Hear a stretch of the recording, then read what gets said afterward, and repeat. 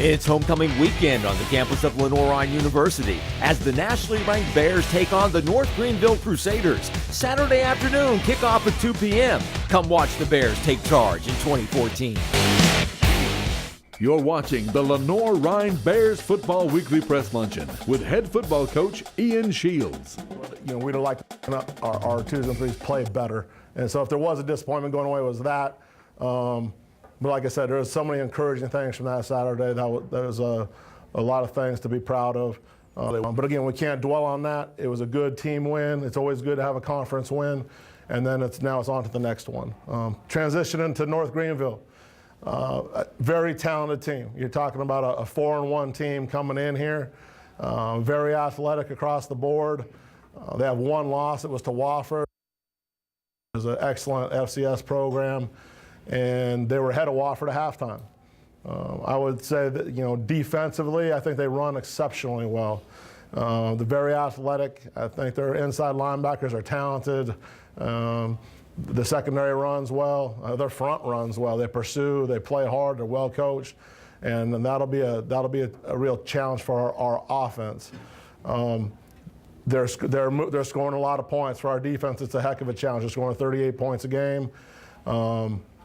The quarterback has good legs, and obviously they're distributing it well. So they're a challenge. The offense is big. The typical line we see every week. They're big. They outsize us significantly. But that's what we're up against every week in the level we're playing at. So it's a challenge. Obviously they're hot. They've won now, I believe, 3 in a row. And they have aspirations to come up here and spoil our homecoming, certainly. So it should be a great crowd. We expect, close to a sellout or maybe over a sellout.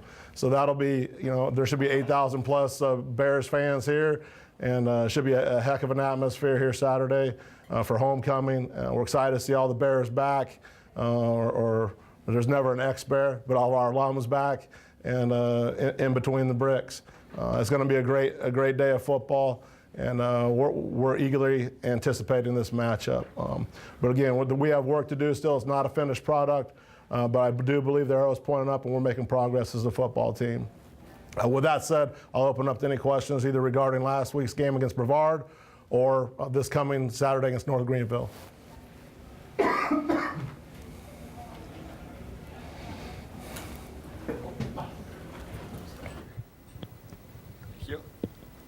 All right, Coach. I think kind of after every week I've talked with you, and you've had some concerns about your 2s and 3s, and obviously Chris Robinson stepped up and he's filled a position really well.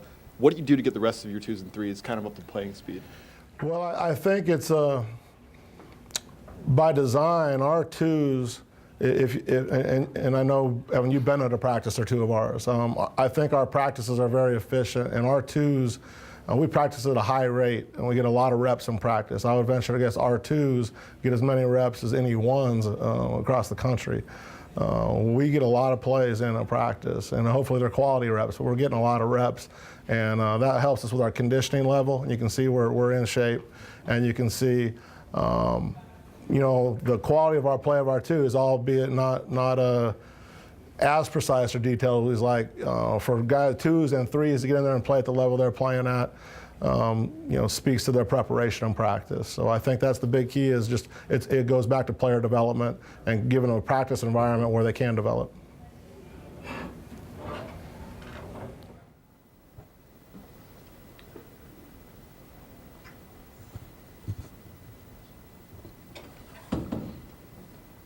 Obviously, in a close game, there's a lot more sense of urgency.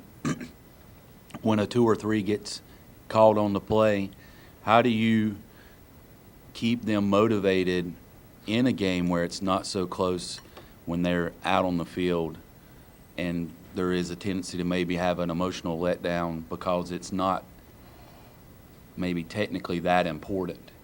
Well, we try to eliminate that mentality completely from our thought process.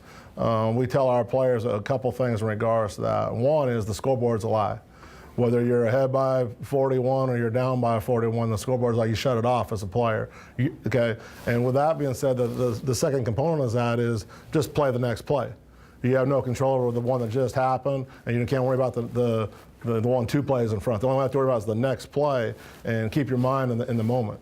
And if our guys have done a good job with that, they understand that each rep is precious. We only get so many opportunities. This game is different than, say, basketball or baseball, where you can have a doubleheader next Wednesday. It's not like that in our sport. You get 11 precious guaranteed games, and for the guys that are twos, they might only get 15, 14, 12 snaps in a game. So they have to be ready. And certainly at every position that's a little bit different. But all these reps our twos are getting, I think, Evan Sims, the quarterback, boy, how valuable are those reps that he's getting right now when the game's not on the line. He has to take advantage of those reps, because there'll be a time in the near future where Miles Freeman won't be here. And that's just putting a spotlight on one position. I could say that for a bunch of other positions on our team as well. So we try to keep our guys mentally focused and stay in the moment, turn the scoreboard off, and just play football. Looking ahead at North Greenville, they traditionally ran a very similar offense to Tusculum with the kind of the spread option. Tusculum came in with an inexperienced quarterback, but very talented. North Greenville has an experienced quarterback running it. Do you see a lot of similarities from both teams this year? Well, there's certainly some similarities. They're spread offenses, and they have similar schemes. I think they have different personnel, certainly. The quarterback has a ton more experience. He's an excellent decision maker. The ball's going through his hands in the passing game and to some degree in the run game. So, they're physical up front. So there are some challenges. There's always going to be challenges. Every time we play has guys on scholarship, and is going to have some talent. So we'll need to play well. And then I looked at it. They've done a nice job with the turnover battle as a football team. That's been the key to their success. That's a big reason they're 4-1. They had 5 takeaways defensively last week. They're very opportunistic defensively. They're very active. They run very well. So that's a challenge for us. I think it's the most athletic defense I think we faced, the most active defense we faced to date. And then offensively, their team is a mirror of that on the other side as well. We're midway through the year, basically.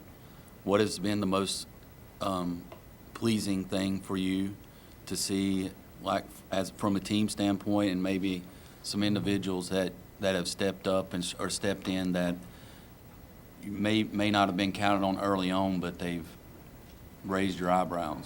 Right. Well, from the team standpoint, I've been encouraged how well this team is bonded and the chemistry that's developed within the locker room, and include our coaching staff, because a lot of us were new to Lenoir-Rhyne. So the transition has been even better than I would have anticipated, quite frankly.